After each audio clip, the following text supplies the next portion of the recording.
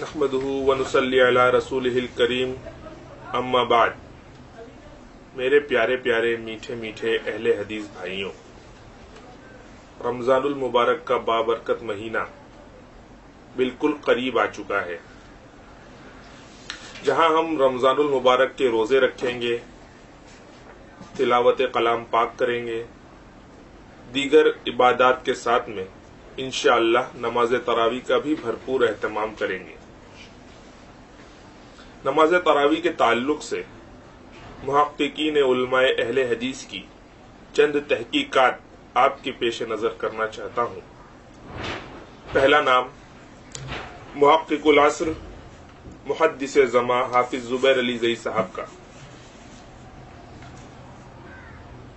ان کی کتاب کا نام ہے تعداد رکعات قیام رمضان، ایک تحقیقی جائزہ۔ محققین علماء اہل حدیث میں حافظ زبیر علی زئی صاحب کا نام کسی تعارف کا محتاج نہیں۔ حضرت اپنی کتاب میں صفحہ نمبر 16 پر فرماتے ہیں، تراویح، تہجد، قیام اللیل، قیام رمضان اور وتر ایک ہی نماز کے مختلف نام ہیں۔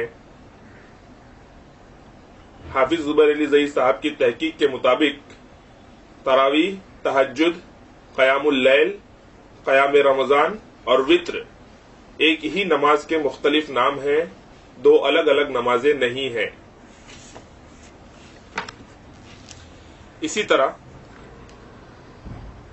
محدث العصر محقق زماں علامہ ناصر الدین البانی صاحب اپنی کتاب قیام رمضان تراویح کے احکامات میں فرماتے ہیں،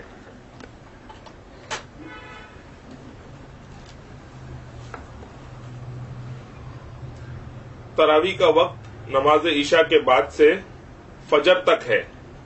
رسول اکرم صلی اللہ علیہ وآلہ وسلم کا ارشاد گرامی ہے کہ اللہ تعالی نے تمہارے لیے ایک نماز زیادہ کر دی ہے، اور وہ وتر یعنی تراویح ہے۔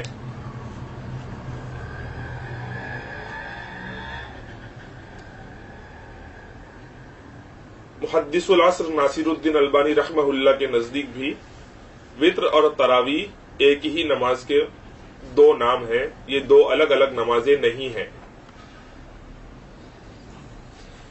اس کے فوراً ہی بعد اگلے صفحے پر حضرت پھر سے رسول اکرم صلی اللہ علیہ وآلہ وسلم کا ارشاد گرامی نقل کرتے ہیں کہ جس شخص کو خوف ہو کہ وہ آخر شب نماز تراویح کے لیے نہ اٹھ سکے گا، وہ پہلی شب میں نماز تراویح و وتر پڑھ لے۔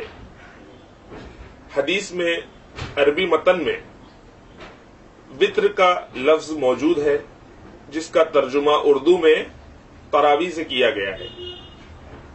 گویا کہ محدث العصر محقق زماں علامہ ناصر الدین البانی صاحب کے نزدیک بھی تہجد و تراویح اور وتر ایک ہی نماز کے مختلف نام ہیں۔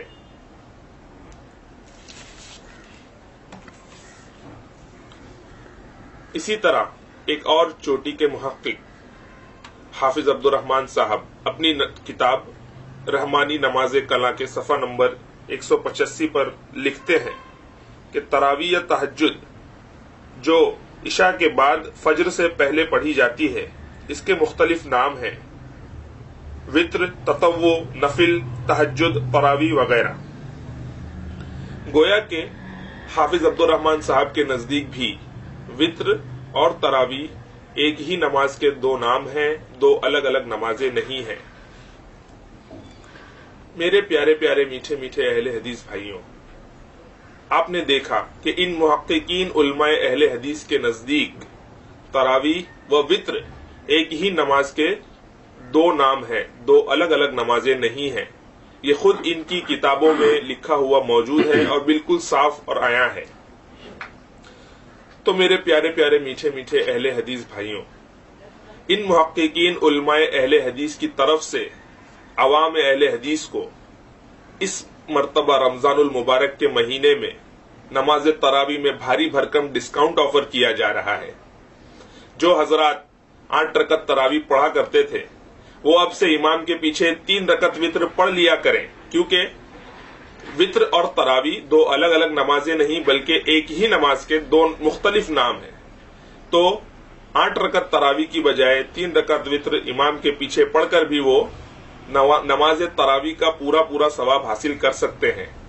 और जो हजरात टेरिस पर बैठकर दोस्तों के हुजूम में नमाजें मिस कर दिया करते हैं, वो भी आखिरी रकत तरावी में शामिल होकर यानी वित्र में शामिल होकर के नमाज तरावी का पूरा सवाब हासिल कर सकते हैं, क्योंकि इन मुहक्किकीन उलमाए अहले हदीस की तहकीकात से ये बात बिल्कुल साफ है कि तरावी और वित्र एक ही नमाज है।